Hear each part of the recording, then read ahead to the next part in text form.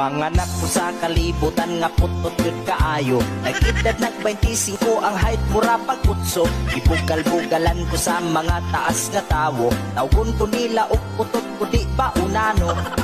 Ngano kahang akong mama o papa puwerte magtag-asa.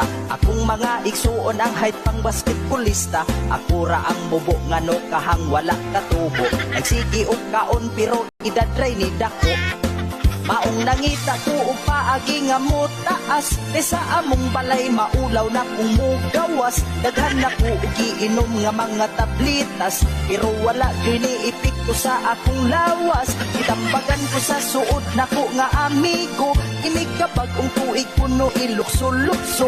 Maupuno na ang kalihi sa mga pandak. Inig ka alas 12 mo ambak-ambak. Ay gustong mo taas ako